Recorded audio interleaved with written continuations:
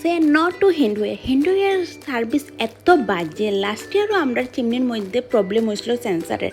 তারা কমপ্লেন করতে করতে তারা খেয়েও আইছে না। তারপরে এক্সপোতে ফাইয়ে কমপ্লেন করছে, তারা নম্বর নিয়ে কইছে আইব, স্টিল খেয়ে দিয়েছে না। তারপরে আমার হাজবেন্ড ঠিক করছে। এখন আবার আমার চিমনির মাঝে ফাঁকি বাসা করলিছে। তারা এত কমপ্লেন করা 2 মাস থেকে তারা কেউ আন না, ডেইলি আইমু কই আন না।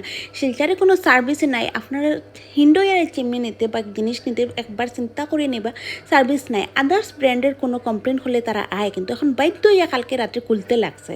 সকালে উঠি আমি কেন আমার গরম জল খাইলাম, এখান থেকে নাস্তা রেডি হলাম। চাও কেন কাপড় ধোয়াই গেছে, তো ভাবলাম নাস্তা করিয়া মিলিয়ে দিম। তো ব্রেড আনাত গিয়া লইয়া আইসুন ডিম পোলাওটা অত ইয়াম্মি। আমরা এত দিন থেকে প্ল্যানিং করতে করতে কিন্তু টাইম টেবলে মিলে না, আর খাওয়া যায় না। এদিন লাকিলি পাওয়া গেছে, আমার হাজবেন্ডে লইয়া আইসুন। তো এটার মাঝে কিটা কিটা আছে রাখো আমি কই। আর তো ফার্স্টে আমি একটু চা খাইলাই, চা খাইয়া এরপরে কই এখানে সকাল সকাল তো চা খাইলে না সাতটা হয় না মাথার মাঝে আর মুখের মাঝে। আছে সবার প্রথমে ডিম তো সবই রেস্টুরেন্ট। পেঁয়াজ আছে, খালা চানা আছে, মটর ঘুগনি আছে, পাঁপড় আছে, এরপরে আছে গ্রিন স্যালাড। খুব বেশি আমি এমন কোয়ান্টিটিতে দেওয়া দিয়েছে না, দুপুরে আর খানিও খাইছি না, পেট পুরা ফুল হয়ে গেছে, কিন্তু খাইতে ভীষণ স্বাদ। তারপরে আই গেলাম রুমে, উঠে গেছেন ছোটো বাবা। আর রুমটা তো ডেইলি এই ভয়ঙ্করভাবে সিটানিতে হ্যাঁ আর ভাল লাগে না, আটাইতে মানে ফেড আপ হয়ে গেছে মনে হয়। এই পার্সেলটা নিয়ে আর ওপেনিং করতে পারছি না। একদিন ফাইনালি করছি, পরে হয় রিটার্ন ডেট দিয়ে লেগা এক্সচেঞ্জ আর হইতাম না যদি কোনো ডিফেক্ট থাকে। হয়ে গেলাম এই একটু গ্রিন টি খাইলাম, বেলা ঠিকসে খাইছি। তো আর এদিন কোন প্ল্যানিং আসলো, দুপুরে কোনো রান্না করতাম না, কারণ ঘর ডিপ ক্লিনিং করতাম না। ডিপ ক্লিনিং করাত লাগিয়ে যেন রান্না করে আমার লাগে টাফ হয়ে যাব।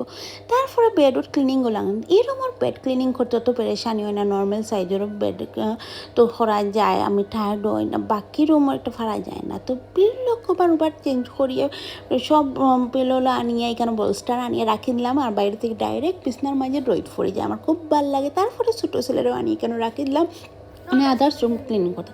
কেন 2 মিনিটের ভিতরে আমার বড় ছেলের শেষ বিছানা আইলাম। মেন সব বাইরের কাজও শেষ করিয়া এই রুমে আইলাম সবর লাস্টে। তো এই রুম বেশি সিটানি হয় না, ডিপ ক্লিনিং মানে খুব বেশি দূর আমার করে তা হইবার মতো নয়, অত বেশি দূর। তো এই বেডিগু ঠিক করা তো আমার অত ডর লাগে। তো বিছানা রাখি এখন চা খাইলে শরীরের একবারে এনার্জি গেছে, কাতে চাও খাইলে শক্তিও পাইমো, এনার্জি হইব, রিফ্রেশ হয়ে যাব। তো ভাবলাম আমি আর আমার হাজবেন্ডের রুটি চা খাইতাম, তো এমনি বিকালে রুটি চা খান, দুপুরে খানিও না খানি। এর মাঝে দেখি বাবা ছেলে মিলিয়ে তারা বেডশিট লাগাই দিছে।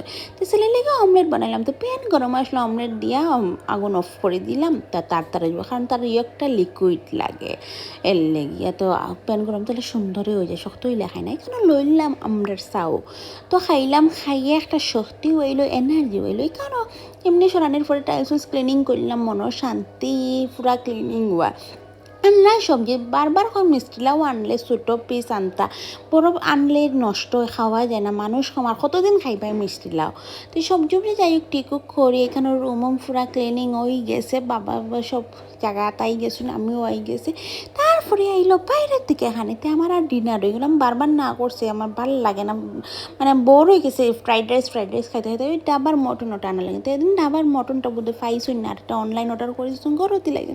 তারপরে তো হ্যাপি খাইলিছে, এখন গ্রিন টি খাওয়া লাগবো, কারণ ডায়েটও আছে। আর আপনারা সব লগে তাহবা আমার সাপোর্ট করবার।